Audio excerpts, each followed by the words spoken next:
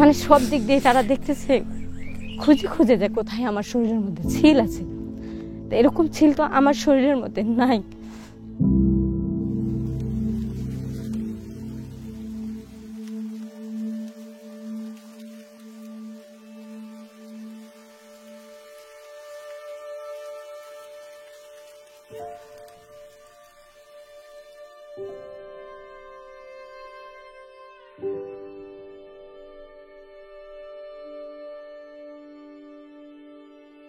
উনি যে আলাপগুলো করে, যে কথাবার্তাগুলো বলে, খুবই ভালো লাগে।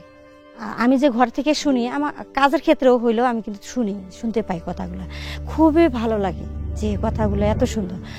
পরে আমি আমার হাজব্যান্ডের সাথে শেয়ার করি যে আমি কি এই কথাগুলো শুনতে পাই না। তখন আমার হাজব্যান্ড বলল, হ্যাঁ শোনা যায়, তুমি শুনতে পারো।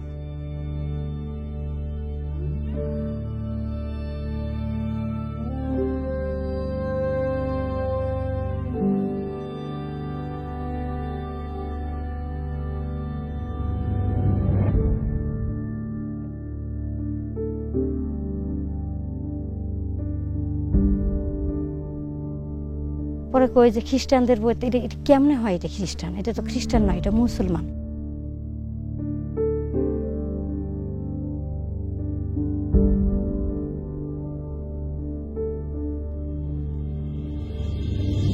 এই সত্যটা প্রকাশ করতে গিয়ে এমনি এমনি আমাদের খ্রিস্টান নাম বেশি উঠলো।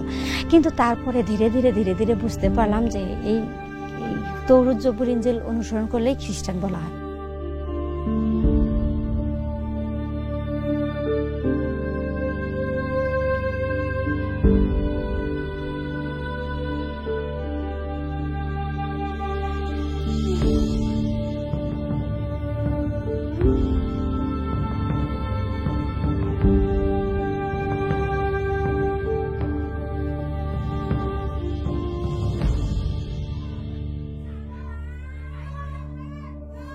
আর গ্রামের লোকেরা আমাকে, এই প্রতিবেশী এই পাশের লোকগুলা আমাকে 10-15 জন মহিলা এক জায়গায় আমাকে নিয়ে যায়।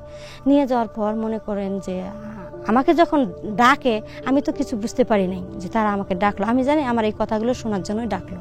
এই এখন মহিলাদের মধ্যে ঢুকে আমাকে এখন বলতেছে যে তুই যে খ্রিস্টান হয়েছিস, তোকে ছিল কোথায় দিছে, আমরা তো ছিল দেখবো।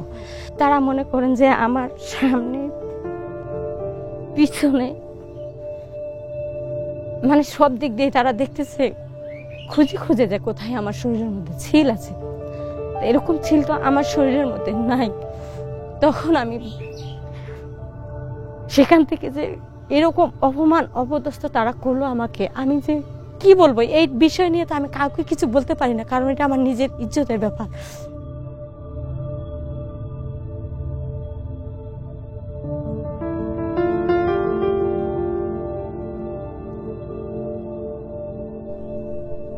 মানে ডেট করছিল, এমন একদিন ডেট করছিল যে অমুক দিন আমরা তার বাসায় গিয়ে আমরা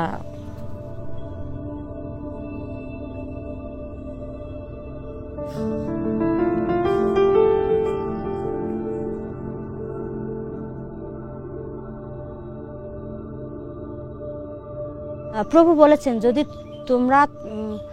তোমাদের বেঁচে থাকতেই হয় তাহলে আমার জন্যই বেঁচে থাকো, আর যদি মরতে হয় তাহলে আমার জন্যই মারা যাও।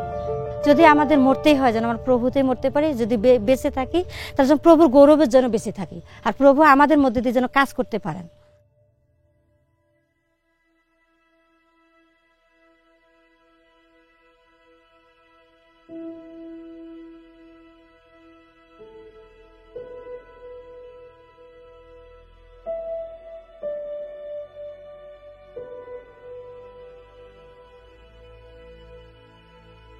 এটা নারীদেরকে নিয়ে করতে হয়, যে যেমন অনন্য আমরা যেমন মুসলিমদের মধ্যে যেমন কোনো নারীদের কোনো গুরুত্ব নাই, কিন্তু আমরা যারা ইসাইদের মধ্যে নারীদেরকে গুরুত্ব দেওয়া হয়। নারীরাও যেন বেহেশতে যাইতে পারে এবং এক একজন নারীরাও যেন প্রত্যেকজন অনন্য হয়ে উঠতে পারে।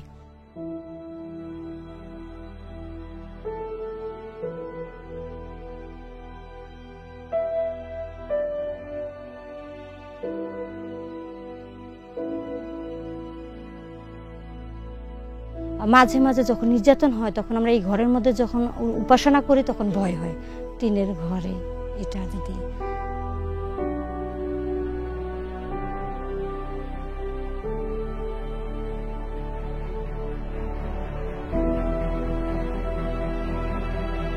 আমাদের বাংলাদেশি নারীদের মুসলিম সমাজের মধ্যে নারীরাও অবহেলিত।